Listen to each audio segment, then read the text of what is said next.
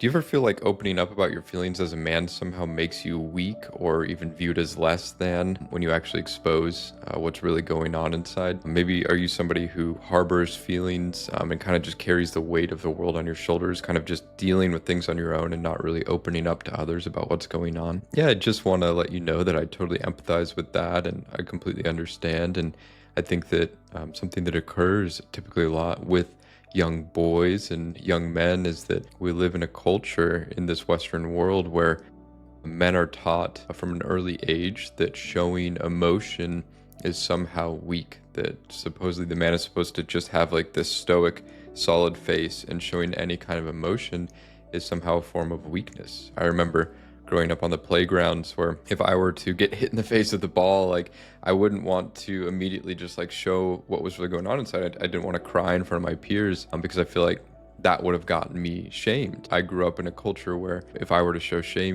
or show tears as a little boy, I would have been shamed for that. So instead I learned to not show whenever I felt sad or scared. I learned to kind of tighten up and put on a face and sort of like push the emotion away. And what that ends up doing is that emotion doesn't go away. That emotion gets stored inside of the body. Really, all that is it's a defense mechanism. It's a way to repress or even deny that emotion exists, but it doesn't mean the emotion goes away. The only way that the emotion can move through us is through processing. Emotion stands for energy in motion. And so when we don't allow ourselves to really feel and express what's going on inside, then it gets welled up inside of our body and can create kinks and just blockages that sort of can create disruption in our life. Many young boys, and especially men, really only are given the opportunity to express anger as the only emotion. Anger seems to be the only emotion that is acceptable for men to express, and so that typically also leads to a lot of violence that occurs within our society as well. And so we've grown up in a culture where it's okay for women to cry, but it's not okay for men to cry. And I think that that's something that as men in this generation and generations moving forward, it's important that we articulate this message to young boys and also to young adolescents and men that it's okay to feel your feelings. It's okay to feel what's going on inside. And typically what happens when we don't give ourselves permission to feel what's really going on inside is that we get disconnected from who we really are. We start living only from our head and we lose the intelligence of connecting to our body. We lose the intelligence of connecting to our heart. Our heart has neurons in it. Our heart has the capability of being an ally to us and giving us emotional cues and signals about what's going on around us. However, if we've disconnected if we've disconnected our ability to be able to feel, then our ability to find and listen to our intuition, our heart actually gets cut off. And so in our culture today, we actually have kind of a disregard of the feminine or the internal intuitive aspect. And so part of the journey and why I think so many men today are feeling lost or unable to really connect with themselves is that there is a disconnect to that feminine quality inside. And so essentially what that means is that men have lost the ability to connect to their intuition. Men have lost the ability to connect to that feeling part inside of themselves. And this isn't also to say that this hasn't happened with women as well. We live in a culture that very much sort of gratifies masculine culture, or at least like this sort of like toxic masculine culture. And even around that word toxic masculinity, I don't really appreciate the use of this sort of meme or this sort of adjective when it comes to masculinity, because it doesn't really it's sort of an attack on masculinity as a whole, whereas what is really going on is it's more so of a wounded masculine that hurt people. So when we have men who are walking around who don't know how to process their feelings or emotions, all they can really do is enact and act out unhealthy behavior patterns and hurt others, hurt those that they love, act out in addiction and unhealthy behaviors. And really what our culture is seeking here is a reconnection to our humanity, to recognize that perhaps the way that we've been living in some regards isn't necessarily healthy. Gabor Mate talks a lot about this in his book, The Myth of Normal, that what we call in our society normal today is actually creating a culture that is extremely toxic to the human body and to the individual. And so essentially what this is it's a call for and a return to the heart. This is the journey of moving from the head to the heart. I work with a lot of men, and men especially have a very difficult time connecting to their feelings inside. They become completely disconnected because they didn't have the opportunity to learn how to do that in childhood. No one ever taught them. There wasn't a rite of passage. There wasn't anything or anyone or a mentor who stepped in and taught young boys or young men how to do this. And so in a lot of cases, I'm helping men learn how to reconnect with their bodies, learn how to connect with and identify emotions. What does sadness feel like in your body? What does anger feel like in your body? What does it feel like to be afraid? How can we start processing and connecting to these? Because with each emotion, there's going to be a physical sensation that occurs within the body. And so it's really important to get in touch with this. And so we can learn to reconnect our synapses, reconnect our neurons back into connecting to our feelings, what's actually going on inside of us, because our emotional body is who we really are. And so if we feel disconnected from our purpose, if we feel disconnected from ourselves, if we don't know who we are, that's typically because we're living up in the head in this intellectual, rational reality, and we haven't come back into the body and learned to embody our authenticity, learning to embody who we really are. A lot of men also have there's extreme fear of judgment when it comes to trying to express their feelings. There are not a lot of safe spaces for men to go and to express themselves. In relationships, I've found that a lot of women or even other men in relationships don't necessarily know how to hold a man who's being emotional. There isn't a lot of frameworks out there for relationships for men who are opening themselves up to their partners, for being able to be held in a safe and vulnerable space in that way. And so I found that something that can be very helpful is actually connecting to like men's groups, going on men's retreats, just being around other men who are comfortable expressing their emotions, and perhaps connecting with leaders in the space who are able to connect with themselves and to perhaps guide and show you, but also to just connect with you on a real level.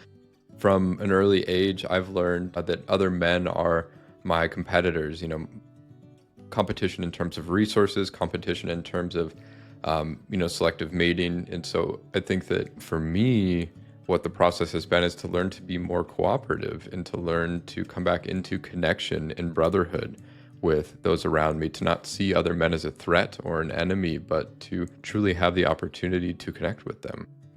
I've also found, I personally practice jujitsu. I found that martial arts is an incredible way to connect with other men and women, of course, too, but there's really a great community and sense of being taught by people who've been through something, learning to be humbled by something, and also having the process of just being in communion with in a physical way, but also an emotional and an intellectual way, learning from older men, or you have men around you who are also looking to get better and looking to have some fun and strangle you at the same time in a way that's safe and contained. But just that process of connecting with others in that space can be extremely healing, and learning how to connect with others is a valuable skill to have in that way. So when men don't allow themselves to connect with their feelings, like I mentioned before, what ends up happening is it kind of wells up this toxicity inside of the body, and this can actually create physical health issues.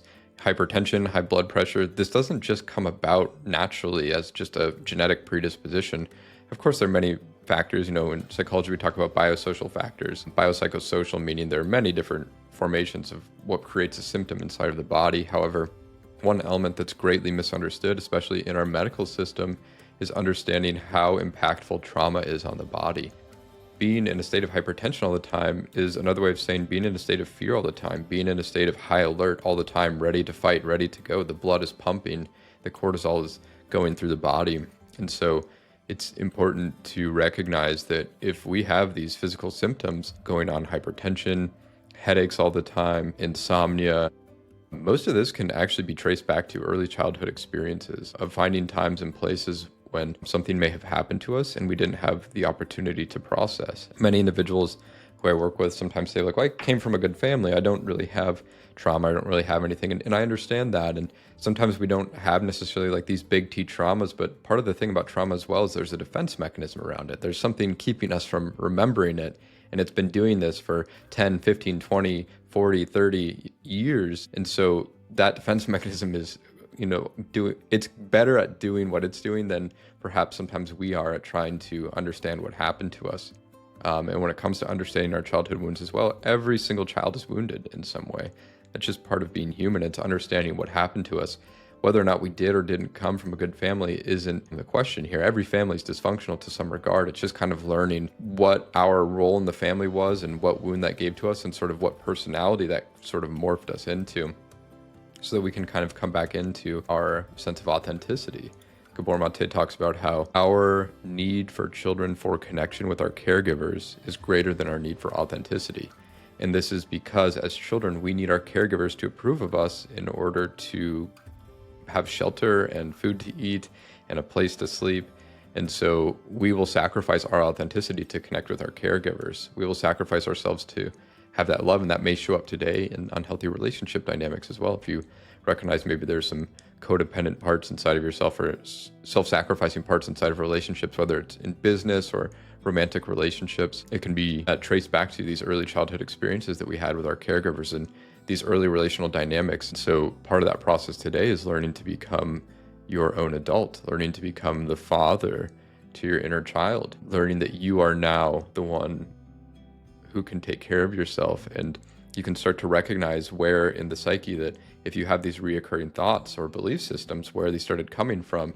And you can see, oh, there's, my mother speaking to me, or there's my father speaking to me, or whoever maybe that primary caregiver was in our life at the time. And so we can start kind of unwinding our belief systems. And then also at the same time, the biggest part here is once again, feeling what happened to us and giving ourselves expression to feel anger, to feel sadness. And it's not all doom and gloom. One of my mentors says to me, the river of grief and the river of joy flow in the same river. And so really it is that connection of once I'm able to feel these emotions that I've been blocking myself off to, I also get to, feel joy again. Because once I've cut myself off to feeling anger or sadness, I've also cut myself off to feeling joy. I think that although men do have the ability to express anger today in our culture, I think that a lot of men have difficulty even accessing or expressing anger. A lot of men, including myself, I'm a recovering nice guy, have difficulty expressing anger. That, typically the smile comes on and it's kind of like this inauthentic smile that's like actually a fierce smile, but like trying to like ease the situation, which was learned from early behavioral patterns of not wanting to feel things that were going on inside of the family unit, in the family of origin. And so we can kind of work with that in session to kind of understand what happened to you and what happened to create perhaps who you are today. So a couple steps to overcome it. Step number one, finding some place where you can share yourself in a safe space. I am personally taking on clients right now. If you'd like to work one-on-one, you can always schedule a call with me down below, or perhaps find a therapist or a coach who you feel comfortable with just expressing yourself in an open way. I'd recommend somebody who's trauma-informed or somatic-based, so they can help you get back into the body. Also, I recommend finding different men's groups. You could look on Meetup, or perhaps even just searching in your local area. If you live in New York or Los Angeles, or even somewhere a little bit more rural, you can type into your local community just to see if anybody's hosting anything. And then if not, something I did a couple of years ago, it does take a little bit of action, is I just started my own men's group and just started having, like a weekly meeting where I would just meet up with people and kind of just create a small container to just talk about things. So just know that you can create something as well. If it's not already there, perhaps look to create it. And then also, it's really important to just practice self-compassion. Self-talk is so important. I think that's one thing you could start doing today, is learning to just be gentle with yourself and know that you're doing a good job. And just like maybe looking at yourself in the mirror and telling yourself that you love yourself, or that you're doing a good job, or just maybe some of those things, I'm proud of you, whatever it was that perhaps you didn't get, or maybe you just need more of today, to hear from yourself, to recognize that you can give that to yourself as well. So just to kind of recap, the main premise here is that as men, typically we don't have a culture that supports us feeling our emotions. Typically it's this lack of ability to feel our emotions leads to us not being able to connect with ourselves authentically, to be able to show healthy expression of masculinity in the world around us. And then also, trying to understand where this may have come from in our early family of origin, or in our early cultural upbringing, in our school systems, whatever it may or may not be, that we understand that we weren't allowed to feel as children. And because of that, we may have physical symptoms today, or psychological symptoms, because we haven't learned how to access these emotions inside of us, this deep sadness, this deep grief that every single human being carries. It's a mammalian thing Mammals are the first animal species that's part of the limbic brain, the second brain that we have inside of ourselves. It is the ability to connect with those emotions. And so remembering that, and then yeah, just remembering that there's always help available for you. If you're ready to take the journey, you can always sign up. You can click that link down below if you'd like to just schedule a free one-on-one call with me to just explore. Other than that, thank you so much for tuning in, and I look forward to seeing you in the next one. Take care.